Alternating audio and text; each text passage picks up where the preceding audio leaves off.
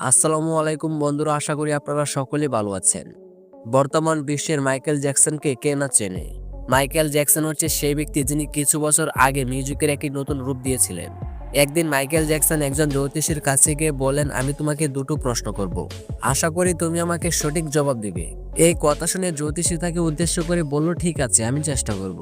Michael Jackson সর্বপ্রথম জ্যোতিষীকে উদ্দেশ্য করে বলল, আমার এই কালো চেহারা কি কখনো ফর্সা হবে? আর আমার দ্বিতীয় প্রশ্ন হচ্ছে এটাই যে আমি এই নশ্বর পৃথিবীতে আর কতদিন জীবিত থাকবো। এতপর জ্যোতিষী তখন মাইকেল জ্যাকসনকে উদ্দেশ্য করে বলল, তোমার যে চেহারা রয়েছে, যেটা পূর্বে যেমন ছিল ভবিষ্যতে ঠিক তেমনই থাকবে, এটার কোনো পরিবর্তন হবে না।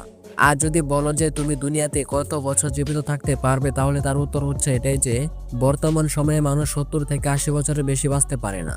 আর যদি ভাগ্য সহায় হয় তাহলে মানুষ খুব বেশি চাইতে 100 বছর বা তার চাইতে কিছু বছর বেশি বাঁচতে পারে। গণকের কথা শুনে মাইকেল অনেক উচ্চস্বরে হাসতে থাকে। এতপর সে জ্যোতিষীকে উদ্দেশ্য করে বলে যে তুমি ভুল। আর যদি তুমি ভুল না হও তাহলে আমি তোমার কথাকে ভুল প্রমাণ করে দেখাবো। আর আমি এই দুটো কাজ করে দেখিয়ে দিব। আমি এই কালো চেহারাকে ফর্সা চেহারায় রূপান্তর করব। আর আমি এই পৃথিবীতে 150 বছর জীবিত থেকে দেখিয়ে দিব। এতপর মাইকেল জ্যাকসন জ্যোতিষীর এই দুটো কথাকে মিথ্যা প্রমাণিত করতে উঠে পড়ে লাগে। তারপর সে আমেরিকা এবং ইউরোপের 55 জন প্লাস্টিক সার্জনের চিকিৎসা গ্রহণ করে। 1987 সালের মধ্যে সে তার চেহারাকে সম্পূর্ণরূপে পরিবর্তন করে ফেলে।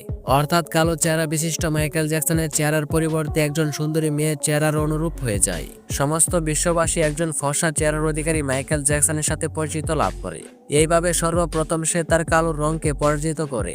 তারপর মাইকেল জ্যাকসন তার অতীত থেকে পালাতে শুরু করে। সে তার বংশের আত্মীয় স্বজনদের সাথে সর্বপ্রকার সম্পর্ক সম্পূর্ণভাবে ছিন্ন করে দেয়। সে তার নিজের ঠিকানাকে পরিবর্তন করে ফেলে। এমনকি টাকা পয়সা জুড়ে সে ফর্সা মা বাবা পর্যন্ত কিনে নেয়। তার পুরাতন যত বন্ধু বান্ধব ছিল তাদের সাথে আলাদা হয়ে যায় এবং তাদের সাথে সম্পূর্ণভাবে সম্পর্ক ছিন্ন করে। এর কারণে সে ধীরে ধীরে একা হয়ে যেতে থাকে এবং সে নিজের হাতে গড়া দুনিয়াতে আস্তে আস্তে নিমজ্জিত হতে থাকে। আর্টিফিশিয়াল পদ্ধতির মাধ্যমে সে নিজের জন্য একজন ছেলে এবং একজন মেয়েকে জন্ম দেয়। যখন সে তার প্রথম কর্ম সম্পাদন করে ফেলে তখন দ্বিতীয় কর্মের দিকে অগ্রসর হয়।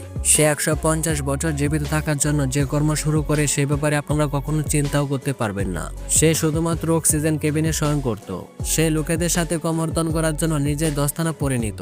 লোকেদের সাথে দেখা করার পূর্বে সে তার চেহারায় মাস্ক পরে নিত, যাতে করে তাদের থেকে কোনো প্রকার ব্যাকটেরিয়া তার মধ্যে চলে না আসে। সে শুধুমাত্র স্পেশাল খাবার গ্রহণ করত এবং সে সর্বদা তার সাথে 12 জন ডাক্তারের একটি টিম নিয়ে ঘোরাফেরা করত। আর এই সমস্ত ডাক্তাররা প্রতিদিন তাদের প্রতিটি ইঞ্চি পরীক্ষা করত। তার খাবার যখন ল্যাবরেটরিতে টেস্ট করা হতো এবং সেখান থেকে যখন গ্রিন সিগন্যাল দেওয়া হতো তখনই সে খাবার গ্রহণ করত। আপনি এটা জেনে অবাক হবেন যে সে তার দেহের জন্য সর্বপ্রকার অতিরিক্ত অঙ্গ যেমন চোখ, কিডনি, লিভার ইত্যাদি সংগ্রহ করে রেখেছিল এবং যে সমস্ত ব্যক্তি তাকে অঙ্গ প্রত্যঙ্গ দান করবে সে তার সমস্ত পরিবারের ভরণ পোষণের দায়িত্ব নিয়েছিল এবং সেই সমস্ত ডোনাররা সবসময় তৈরি থাকতো যে কখন তাদের চোখ, কিডনি, লিভার ইত্যাদি মাইকেল জ্যাকসনের প্রয়োজন করবে। তাদের জন্য তারা সবসময় সতর্ক এবং তৈরি থাকতো। এই সমস্ত কাজগুলো করবার পর মাইকেল জ্যাকসনের এই বিশ্বাস চলে এসেছিল যে সে অবশ্যই 150 বছর জীবিত থাকবে। এতপর একদিন 25শে জুনের রাত গনিয়ে আসলো। হঠাৎ করে মাইকেল জ্যাকসনের শ্বাসকষ্ট শুরু হয়ে গেল। ডাক্তাররা যতটুকু সম্ভব সমস্ত চেষ্টা চালিয়ে যেতে থাকলো। দুনিয়ার সমস্ত ডাক্তাররা মাইকেল জ্যাকসনকে বাঁচানোর চেষ্টা শুরু করলো। এতপর তারা সমস্ত কাজ আঞ্জাম দিতে ব্যর্থ হলো। তারপর মাইকেল জ্যাকসনকে হসপিটালে ট্রান্সফার করা হলো। তারপর সে ব্যক্তি যে 150 বছর জীবিত থাকার জন্য সবকিছু করলো, সে শুধুমাত্র 30 মিনিটের মধ্যে মৃত্যুবরণ করলো। গুগলে মাইকেলের মৃত্যু সংবাদ 8 লক্ষ মানুষ পড়েছে। গুগলের বড় রেকর্ড 8 লক্ষ মানুষ একসাথে সার্চ করার কারণে গুগলে সমস্যা হয়েছিল। এর জন্য গুগলকে ক্ষমা চাইতে হয়েছিল। বন্ধুরা, এ ছিল আজকের ভিডিও। পরবর্তী ভিডিওর জন্য সাবস্ক্রাইব করে পাশে থাকবেন।